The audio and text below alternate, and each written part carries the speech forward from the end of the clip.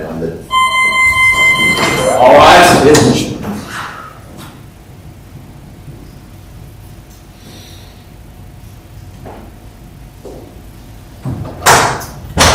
Please be seated.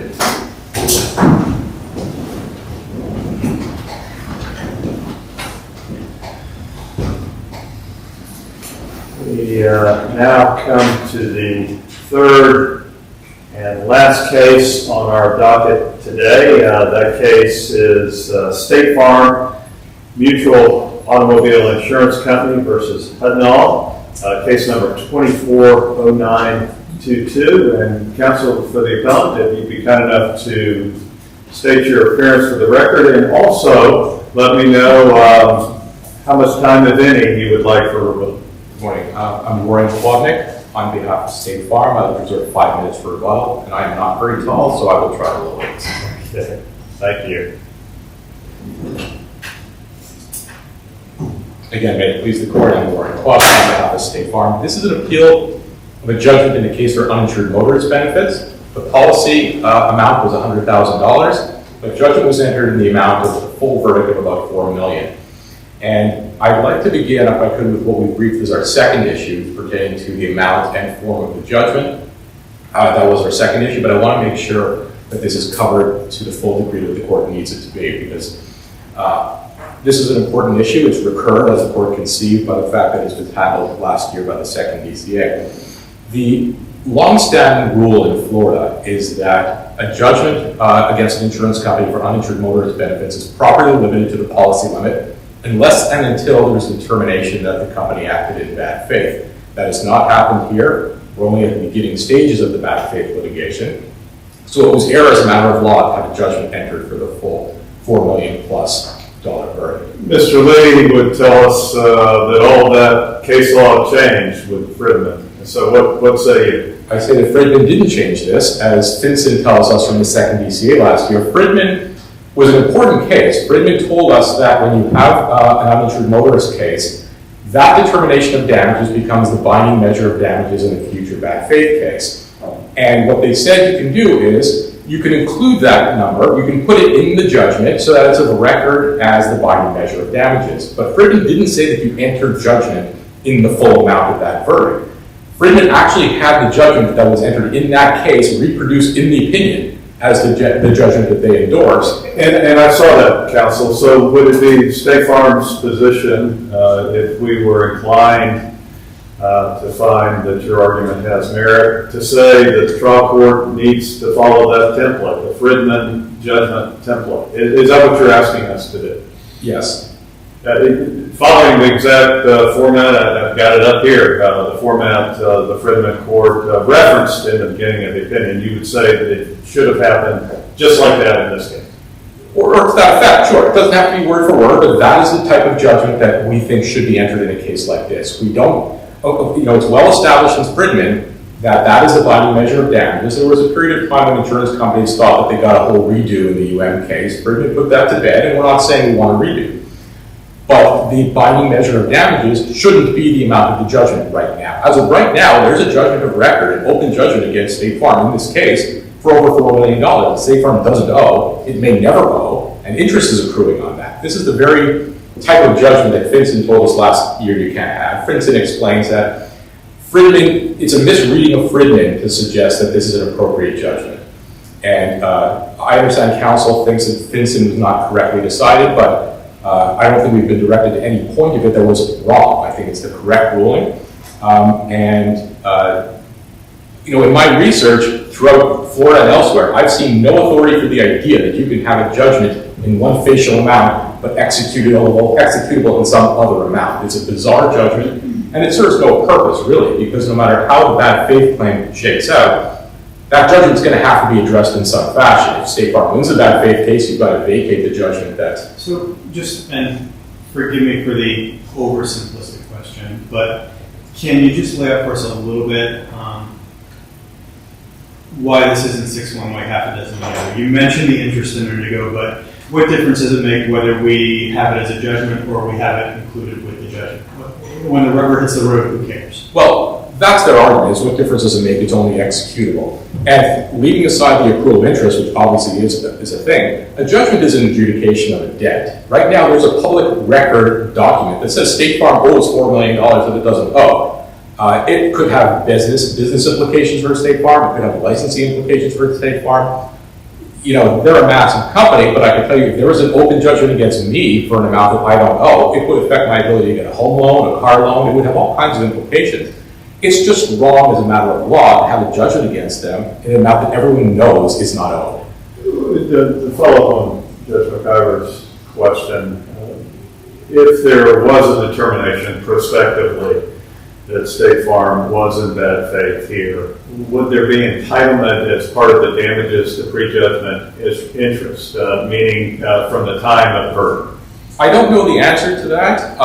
The UN statute tells us that there is interest owed on unpaid benefits, which arguably could mean the amount of the policy. But I would say this, that's a matter to be addressed by the bad faith judge. I don't see any good reason why the judge in the initial trial should be making any preemptive determination as to what interest may or may not be available in the bad faith case. In fact, there wasn't any determination as to what interest would be available. It was just put into the judgment that way. But if that's a bad faith damage, then it should be addressed there and in that context is my response to that. I think our position on this is clear. But again, this is a recurring issue, as we've seen. I want to make sure I cover this to the court's consent. Well, it sounds like what you're telling us, counsel, is we need to write on. Well, if you're going to reverse, then yes. I think PCRs don't exist. Well, I mean, you could do a one sentence. We reverse for entry of judgment in accordance with the policy on the C fits in to that effect. If you don't reverse on the first point, which I'd like to talk about as well. Let's hear you on the first point. What is your strongest argument as to the trial? As to the trial, I'll be candid.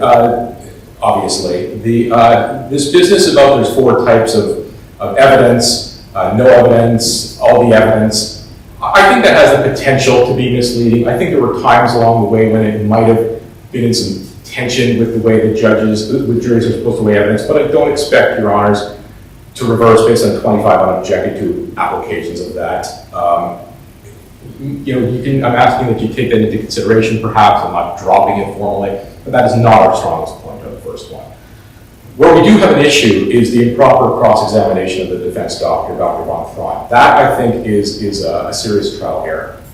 What happened here is Dr. Von Thron was one of the defense experts. He's the one who did an examination of the plaintiff and found that her injuries were temporary and not the cause of the surgery she wound up having. As commonly happens, the plaintiff attempted to cross-examine the doctor with evidence of a financial bias by showing that he's done so much work for State Farm. And the way this played out was through several pages of the cross-examination, beginning on page 1307 to approximately 1308 or 1311, so 4 or 5 pages maybe of cross-examination. It played out with plaintiff's counsel telling the witness that you've recovered over $400,000 from State Farm over a 2-year period of time. And this was done with reference to a document that counsel was holding that was being presented as if it was a real tax document pertaining to Dr. Von Thron, and it was not. There was no evidence ever established that Dr. Von Thron, as opposed to the 35 doctoral practice where he worked, had ever recovered any particular sum of money from State Farm, let alone $400,000. The argument, as you know, in response to that is, well, Dr. Von Thron took care of it. He rectified this problem by pointing out that the tax ID number was not for him personally, it was for JOI. So what do you say about that? It was not cleared up well.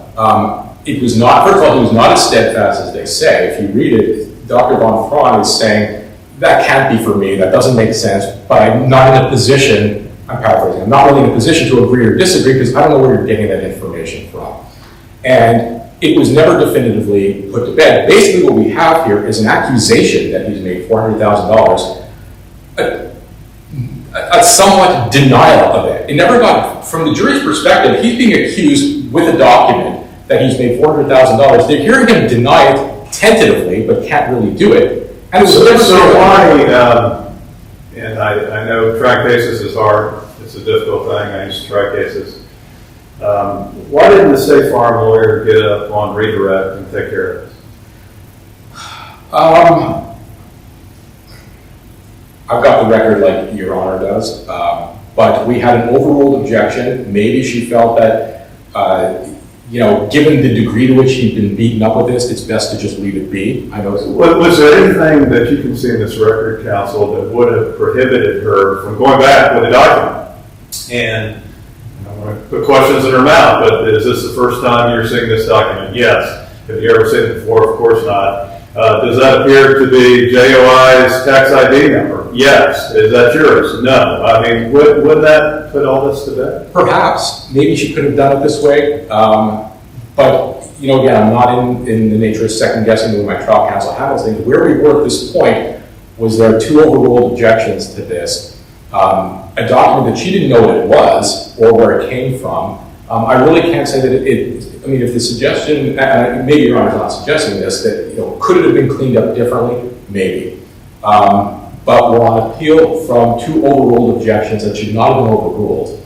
And it was harmful. And this came back in closing argument. And in terms of it being cleaned up, here's how it was. I guess my point, and again, I know it's difficult. I know it's hard to try cases. But if the point is that it wasn't fully elucidated, that Dr. Von Thron wasn't definitive, it sounds like he was close to being definitive had there just been a little nudge in the right direction. So that I just have. That just gives me a little pause for how radioactive this was to throw away a trauma. It was radioactive, and let me address your response. It was not as definitive as it could have been, and I think bringing it up more to deny it further on redirect, I don't know if that solves the problem, because all we have at this point is a denial of an accusation. He can deny it so many times, but the jury has already heard that he's being accused of having received this. There's a case I want to tell the court about that I think is helpful in this regard. I cited it in my reply brief. It's a Florida Supreme Court criminal case called Evans, and it is 177 Southern 3rd 1219. And that case tells us that it's improper to insinuate impeaching facts without evidence. And what happened in that case is it was a man who was being accused of killing his ex-wife and his boyfriend. And allegedly as a result of some stalking that preceded it. And the question is asked by the state, isn't it true that you hired a detective to investigate these people? And he says no. And he denied it. It was a flat denial, clear, unequivocal denial. It was still held to be error that worked towards a reversal for having asked the question without evidence to back it up. So I think we're not necessarily looking at it the right way. We say, well, didn't the witness clean it up enough? The witness is just denying an accusation as being leveled at him. He can deny further on redirect, but plaintiff's counsel stood up and told him that he recovered $400,000. Is there any evidence, I know this is hard to prove, any evidence that Mr. Block knew it didn't apply to Dr. Von Thron? I don't want to accuse someone of that. Well, so that's this judge's point. Yeah. If there was no CNR, he thinks it may be Dr. Von Thron's tax ID, and then Dr. Von Thron says, oh, no, there's no way. Yeah. I billed State Farm for all those CMEs. Well, we don't know, but there's certainly no evidence that he maliciously lied to the jury. But that type of, what you're getting at is whether a good faith basis for the question. Correct.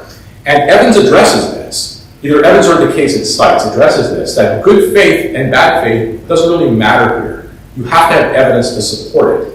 And I think that's what goes to the legitimacy of the question, is if you don't have evidence to support what you're saying, either you don't have it now or it doesn't exist. Well,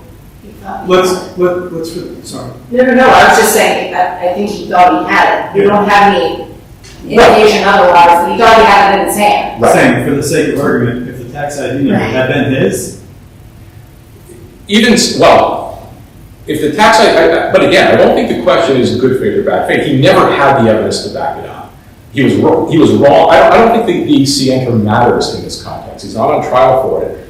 Was there evidence to support the question? And again, if you look at the cases that are cited in Evans, whether they had good cause to believe is really not, I don't think, the issue. There was never going to be evidence of this, whether it was through his office's negligence in putting this together or whether it was intentional. And you know this, in the course of a 5-day trial, there are any number of things that come up.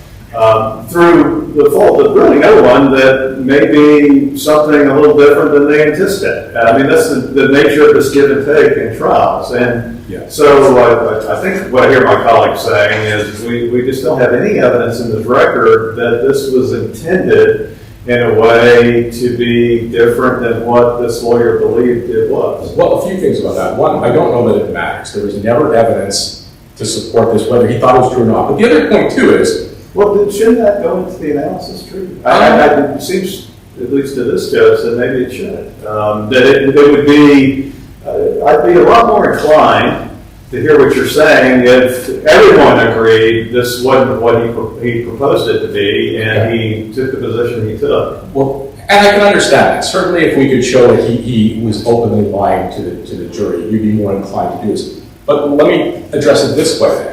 By the end of the examination of Dr. Von Fraud, counsel should have known that it was not correct. But in closing, he comes back to it. In closing, it said, Dr. Von Fraud, we've talked about him in his practice. Even if it wasn't him, okay, so it's not a concession it wasn't him, it's even if it wasn't him, it's his practice. And then, the next page, 1539, he's been working with them for years, made hundreds of thousands of dollars for years. So certainly by closing, if it was mistaken before, counsel now knows it's false. And he's reiterating it this way in closing argument. And there was no objection to that, correct? Unfortunately, no, there was no objection to that, but given the overruled objections to the examination in the first place, I think this is simply harmfulness that builds on the objected to examination. And I think the case law supports that when you have objected to evidence and it's overruled, the fact that it comes up again in closing is just harm that goes towards that.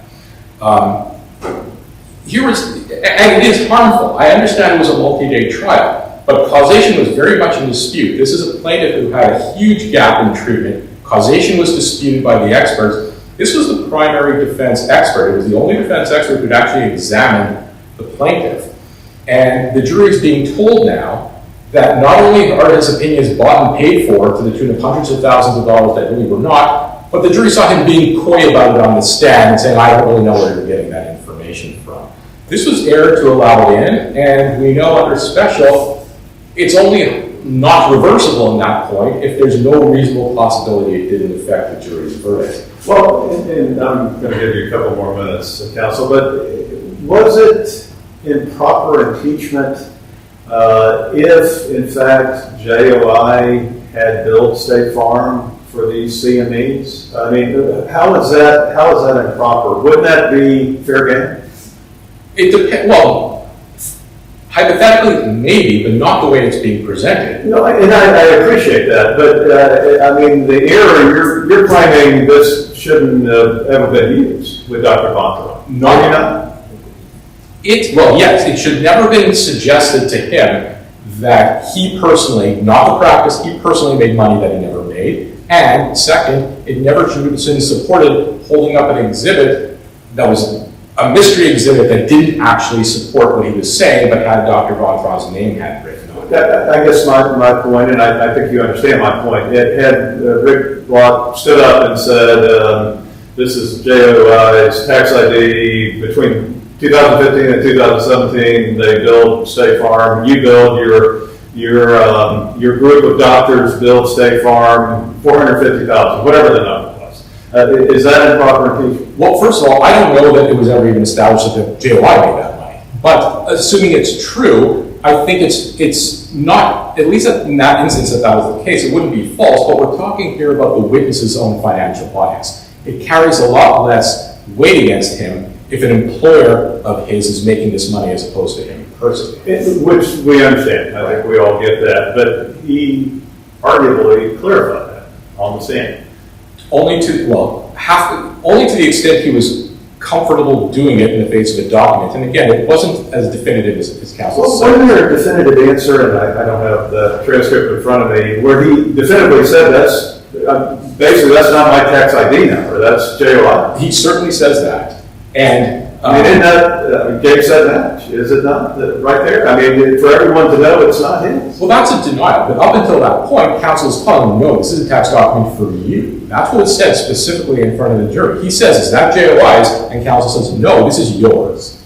So they have a dispute between them. We have an accusation and at best a denial of it. It's never cleared up in any way. And again, it's reiterated in the closing. I think it was improper, and particularly once it should have been made clear to Mr. Block that this wasn't the true facts. To come back to it in closing the way he did, that just drove it home. I see I'm running out of time. I just have one. Go ahead. So, I just briefly, and again, great empathy, trying cases is very difficult. And where's the line though? If there's an opportunity, because there's an opportunity here to essentially discredit, what they're trying to present and really drive that home. And if there was error, any error is, made more apparent by not maybe coming back and cleaning that up. Well, so at what point is it our obligation to step in and say, well, we're going to fix it because you didn't clear it up and didn't take that opportunity? Well, I think, that's a fair question, of course. I think where we are is error was committed, it wasn't harmless. And we can only guess what would happen had counsel brought it up. I know there are times, and I've seen transcripts, I know at least one of your honors has been a trial judge, I've seen it before, when a judge is reluctant to even give a curative for fear of drawing more attention to something. And I think that might have been where we were. This went on for pages, and to bring it up more may do more harm than good, but again, I think for counsel to have tried to correct it, it's just building more denial on top of denial. And the jury's already heard the denial. It was an accusation that he was denying. And again, what more could have been done on redirect, but to repeat. Well, that's the point, isn't it? I mean, you just, words matter. Right. He denied it. He did deny it, somewhat. But again, it was vacillation. I don't know where you're getting that from. It couldn't possibly be me. That's JOI's tax ID number.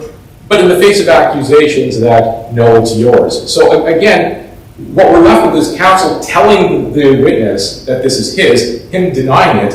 He can only deny it and deny it, but we're still left with an accusation and a denial. And never admitted, I might have more concern for a harmlessness or a waiver type situation if in closing counsel gets up and says, I told you when I was examining Dr. Von Frann, that it was him, it was a facility, but it doesn't matter, here's why. But that's not the closing we got. We got a repetition that he's made hundreds of thousands of dollars.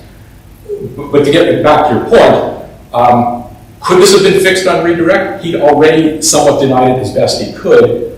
We were not going to get any further than an accusation and a denial. And it never should have happened, and the objection should have been sustained.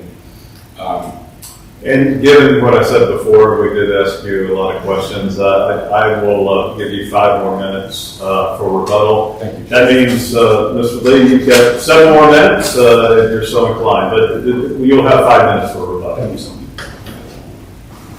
So 5 minutes total. For rebuttal, when he stands back up, he will have 5 full minutes, and that's actually 7 minutes and 8 seconds for Mr. Lee that we're giving back to him. So if you would make Mr. Lee's time 27 minutes, unless you want 8 seconds, Mr. Lee. I'll be fine, Judge. All right, please. Hopefully I won't even take 27 minutes, but good morning to the court. My name is Brian Lee. I'm representing Captain Hudnall in this appeal. I want to start from the position that when we look at this appeal, really dealing with sort of 2 baskets here. We're dealing with what happened at the trial versus the judgment itself. I'll take the trial first and just run through it and obviously answer the court's questions as I go. But when we look at this case, there are a few objections. The court and counsel's already talked about it, but the vast majority of what we're talking about here and what they are moving for appeal on are unobjected to comments. And that is something that, as this court knows very well, you have to have fundamental error. You have to be looking at fundamental error when we're talking about unobjected to things. None of this, frankly, let me just go from the beginning. The first thing that you have to look at for under Murphy is whether it was improper. We're saying that none of it was improper. And the comments that were made by Mr. Block through the trial were not improper in the context of the case, the evidence, what he was telling to the jury. But even if you kind of go beyond that, the other aspects of Murphy are, in a word, onerous on the other side. You have to show incurability. You have to show that the comments were in violation of the public trust of a trial, that a new trial is necessary, right, for the public to have trust in the system. This court recently in Sloan versus Fisher talked about how far comments have to go. Even in that case where counsel were saying things like jury nullification arguments, that they want you to not follow the law in making that. Even that was not and what amounted to fundamental error. So if we're talking about just the unobjected to comments, that they do not rise at all even close to that. But when we talk about then what was objected to, I think it's important to figure out, or for the court to know, that the objections here were not even properly made. And what do I mean by that? I mean that the objections themselves were to things that in one instance, that the trial court, Judge Feltel even pointed out that that's not really a legal objection to what you're saying there, but they were also objections that were tangentially, we're talking about things that actually weren't going on. And I'll look at the actual Dr. Von Thron testimony for that.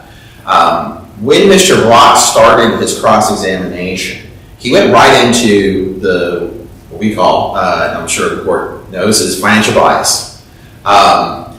There are a couple things that need to happen, though, if we even go before trial for financial bias discovery and that type of testimony to come in. Number one, normally you're doing, we lovingly call Bocher interrogatories, right? You're getting that information. But even if you're not doing that, part of what every trial judge has in their orders is you have to give over exhibits.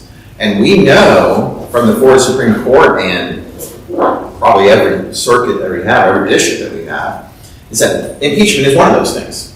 And so I find it, now, I'm not telling the court that we have that in the record. We don't have a listing of all the exhibits and every single exhibit was given. But in context of that, I find it interesting that when Mr. Block starts talking about this particular type of discovery, and he tells Dr. Von Thron, you've been paid the $442,000. It isn't at that point that defense counsel objects. Defense counsel doesn't even object until Dr. Von Thron's now being shown a document. Now, she does object and says it's improper impeachment, which we don't believe it is. She does later on after Dr. Von Thron has definitively said, that's not me. And from the record, which they cited to, says, there's no way I did that much for State Farm. That has to be JLI. I'd be shocked, right? So Dr. Von Thron, even up before Mr. Block then attempts to have the record and give it to him to, I guess, to refresh recollection, he's denying it then. And then when Mr. Block does that, he gives it to State Farm counsel. State Farm counsel doesn't object that, well, I've never seen this document before. Where did you get it from? That wasn't one of the exhibits. Shouldn't say that. She says, well, you wrote something on top, and I think that is an inaccurate document because you wrote something on top. Again, Dr. Von Thron. Dr. Von Thron, right? And I mean, I don't have it in front of me, but I'm sure, as most of us do, when we were doing trials, we write stuff, on our thing and say, hey, make sure to ask him this, or this is for Dr. Von Thron. Because Jacksonville Orthopedic Institute does bill for their doctors. It doesn't make a lot of sense. Again, I'm going outside, but it doesn't make a lot of sense for Dr. Von Thron to have done work through JLI and bill his own tax ID number. So what am I getting to? What I'm getting to is that there is nothing in the record that says that those numbers are not accurate as to Dr. Von Thron.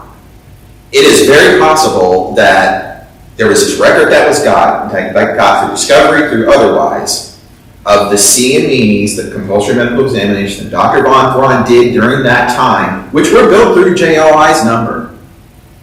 But they are still Dr. Von Braun's exams that he did. That is absolutely possible. Could have been the reason why Mr. Block felt so confident. I know this court knows Mr. Block and Judge Jay and Judge Cobain. Mr. Block's not going to do things that don't have a basis.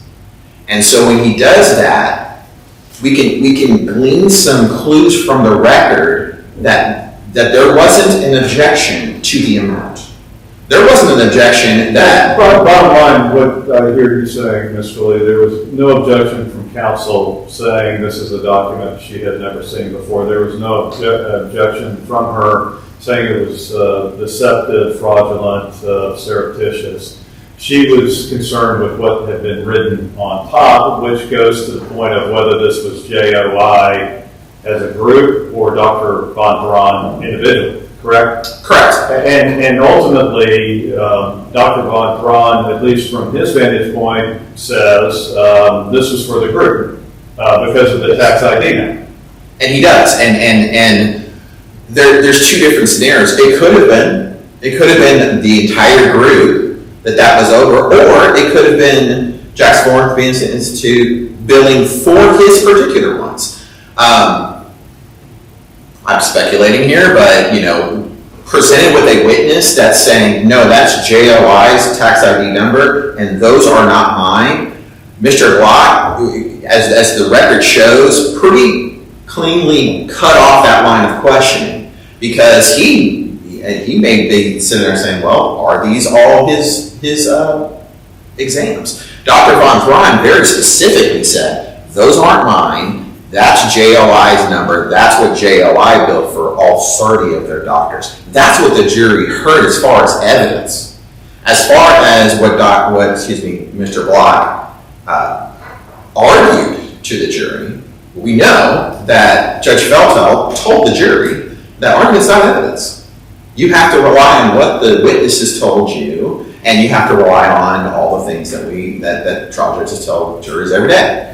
And the statement by Mr. Block in closing was not objected to. It was not, no. And again, I harken back to, if this was a situation, again, I'm speculating here, but if this was a situation where that number was absolutely wrong, and it was for JOI entirely, or for not one doctor, but many doctors, defense counsel didn't do anything to show that to the jury. Didn't get up, didn't talk about it, didn't object to it like that. And so the court can take from that as it came, as to the legitimacy of the numbers in the first place. Because if the numbers themselves are legitimate, then the way that Mr. Block did it is not improper in any way. So I then want to move on, unless the court has another question for me, to the final judgment, to the way that it was done. Mr. Lee, could Yes. I beg your indulgence for 1 second on a question that probably wouldn't affect the law or the outcome of the case, but just to give it some context. Sort of the same question I asked of opposing counsel. For your client, why does it matter?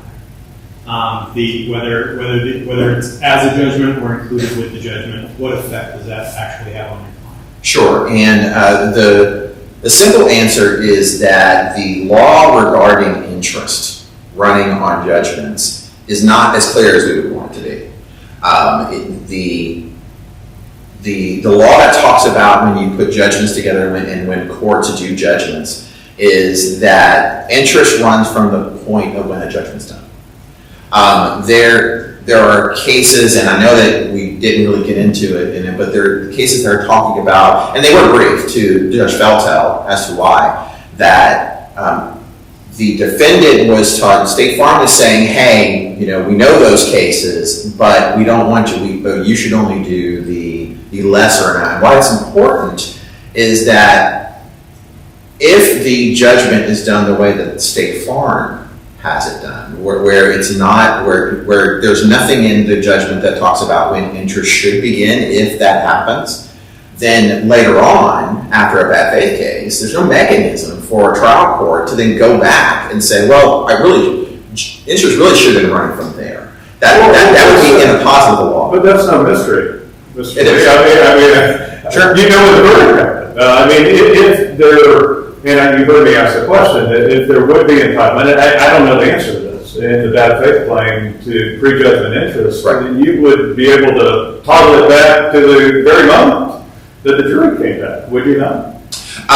That isn't as clear as what we would like. Well, the clue you're looking for deals with whether that is an element of bad faith damage or... No, Your Honor. I know it is an element, interest, but there is and I don't think it's been really fleshed out, frankly, in the law, but there is this not confluence of two separate things. The bad faith statute, yes, absolutely says that you are able to obtain interest.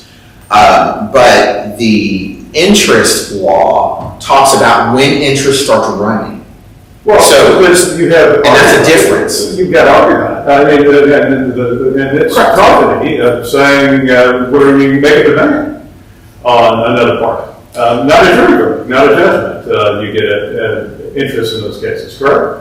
I believe that the interest, they talk about interest from the point of when, yes, I think when bad faith occurs, that could be an argument, but when we're then talking about judgment interest, that's a separate thing. So there's up until the point of bad faith, and again, it's difficult how they do these interest calculations for that. But I think at the end of the day, just sort of cut through, I understand what you're saying, Judge.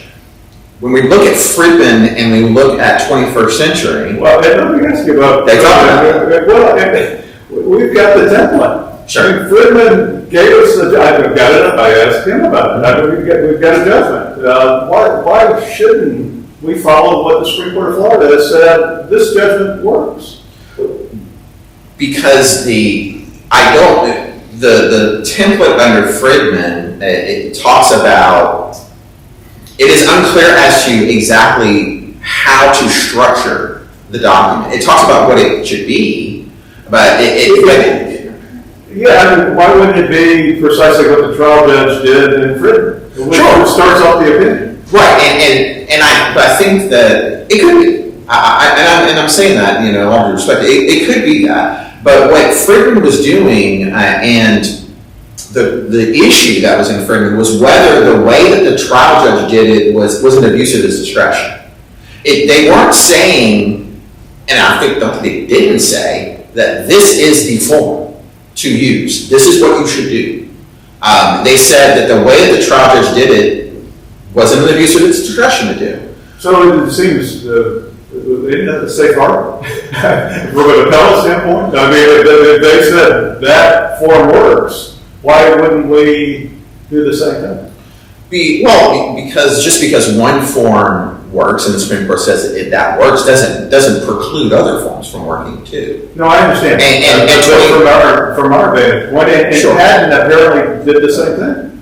Patton, the judgment was only for the amount of the policy, correct? It was, yeah. And apparently much is made of Judge Gross and Patton, and they commend him related to what he did in Patton. And so following either one of those templates would seem to work, according to the Supreme Court in Friedman. Well, that is true. But I also believe that following what the court did in this case also works. There's nothing that we have from the Florida Supreme Court that's wrong, what the trial judge did in this case. In fact, we know, again, we're talking about 21st century, the 4th DCA looked at that under the same type of argument that it was an abuse of the trial court's discretion and found that it wasn't, and reviewed Friedman and said, look, this is what is contemplated. What do you do with the argument, fairly compelling argument, that all of that is dicta? What the 4th DCA did is dicta. Well, I don't agree that it's dicta because they're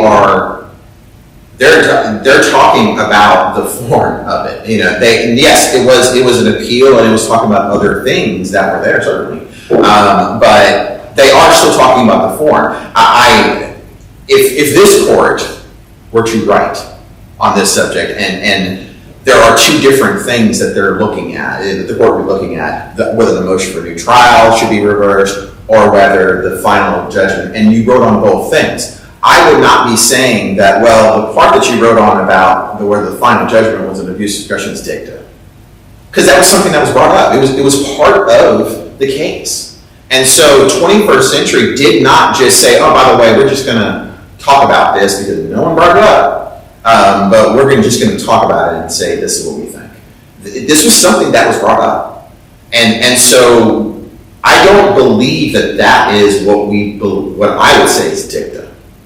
21st Century very clearly did an analysis of Fredman, what it said, and then looked at the trial court order, which is the exact same order. I don't think there's any difference of the structure of what it did, and said that is perfectly fine under Fredman. And so what we have in this case is we have Fredman saying, sure, this form, fine. We don't find it was an abuse of discretion to use it. We have another court, a lower court, fourth, saying, we think this form is fine to use. 21st Century has not been overruled by the Florida Supreme Court. The Florida Supreme Court has not said that the form that Judge Feltel used in this case was wrong. There has been no for it. Now, do we have a case? We have a court that said yes, we did. The second district said in Frenson that they think that 21st Century misapprehended or misapplied Fredman. We disagree with that. We believe that it's consistent with that. And so when we're talking, and that's, I think, the critical difference that I don't believe the second district looked at when they were making their decision, is that Fredman did not say, the Supreme Court did not say, this is the form that you're going to use. Didn't say it. And when 21st Century used that analysis, well, the Supreme Court said this form is just fine. And, oh, by the way, if you have any questions, look at Patton. And that's the way the Patton trial judge did it. And look at Judge Gross's opinion, because he's really smart. And that's the bottom. So I'm just having trouble with this with getting around Fredman and Patton. Right, Judge. And what I would say is, I'm using an analogy. The Florida Supreme Court uses model jury instructions. They tell trial courts, here are the model jury instructions you should use. What they don't do is they don't say, these are the only instructions you use, and these instructions cannot be changed in any way. So, and as the court knows, being trial judges, that happens all the time. Where something happened, where a fact or some situation occurs in a trial, which is very fluid, that a model jury instruction should be changed. And this court and others have said that is okay. A model jury instruction given by the Florida Supreme Court does not mean that you have to use that in every situation in a way. Does it cut both ways for Mr. Lee? You're saying that this model was not error. Is it not error to go the other way? Meaning that if the trial judge were to have gone State Farm's way, yeah, and we're appealing that, is that what you're saying? Right. I mean, would you stand by the same argument that there's no mandatory model, so it's not an abuse of discretion for the judge to go there? I would expect that they would be doing the argument that I'm doing, and I would be on the abuse of discretion standard, which would be a owner standard for me to overcome. So, and frankly, that was something that was going on, right? So I do, yes. I mean, in many times I think as a fellow counsel, we sort of could switch arguments if we were on the other side. But yes, at the end of the day, I think you're right. I think that it would be reasonable if I were appealing and saying that, well, State Farms is not the way you're supposed to go. If there was an opinion by this court that said, well, Fredman really didn't tell us the form to use, and we don't find abuse of discretion, I'm not sure how much I'd be in quarrel with that. That's what we have here. We have this court we have this court looking at a trial judge and the way they did it and deciding whether that is against the law to do it that way. And there is nothing that says it is. Now, there is a second district court case, there is, in Fenton that says, look, we think it should have gone the other way. But this court obviously is their own court. And the fourth district has already said that too. And so this court, if it wishes, can lend its pen to that situation because we have not had the four Supreme Court said otherwise. So that's the argument for that, Your Honor. Hopefully that answers the questions properly. I just want to end with, unless there's any other questions on any other points, what I put in my brief and what I use very often is that parties are not required to have a perfect trial. They are required to have a fair trial. That's been in Florida law for decades, maybe even longer. And there's nothing about this trial where State Farm did not have a fair trial. They didn't object to the things that they're saying now. When they did object, it was for other reasons. There was nothing within the trial or what Mr. Block did, what the trial court ruled, that rises to the level of reversing on this record, especially when this court starts and I think ends on whether Judge Feltel abused his discretion in denying it. We believe he did not. And so we would ask the court to affirm the final judgment and affirm the final judgment in the manner that it is written. Thank you. Thank you, Mr. Lake. Okay, please, the court. We've been hearing a little bit about abuse of discretion. I think both parties agreed in their briefs that de novo was the proper standard of review for whether it was appropriate to enter a judgment in this fashion. And I was going to ask you that very question. That is the standard. Yeah. I don't think the judge had, if it's wrong to enter a judgment for more than what a party owes with interest accruing on that, that's a legal error. And it is a legal error. There's no authority that says you can enter a judgment for more than what a party owes and have interest running on that excessive amount. I think counsel's point that there's some uncertainty in the law of interest, I think what he's talking about is what would be awardable in the bad faith case. And as Your Honor, Judge Jay, what you pointed out, is all of this is addressable in the bad faith litigation. Interest should run back to the date of the first verdict. The bad faith judge can do that. If it should run back to some prior point in time, the bad faith judge can do that. There's no appropriate way that the judge in the UM trial is preemptively deciding what interest might be awardable in a later case. It's just not appropriate as a form of damages right now. If State Farm is found to not be in bad faith, none of it has any bearing here. So that's the way that should be addressed. As far as 21st century goes, of course it's dicta. Vincent confirmed that it's dicta. 21st century is an interesting case. 21st century, apparently the judgment was entered along the lines of what counsel is saying, but that wasn't the issue on appeal. That was the starting point for the judges in the lower court's determination that that plaintiff was entitled to fees under a proposal for settlement by using the full amount of the verdict. And by way of background, the 4th District in 21st century says this is why the judgment was entered this way because Fridman says so. But no one was arguing otherwise in Fridman, and it was dicta, and I believe it was there to explain why we're dealing with a strange judgment that's in one amount but only executable to a lower amount. But ultimately what 21st century held is completely consistent with what we're arguing here. They said you can't compare the full amount of that judgment to the PFS. You can only compare it with the policy limit to the PFS because that's the only enforceable judgment right now.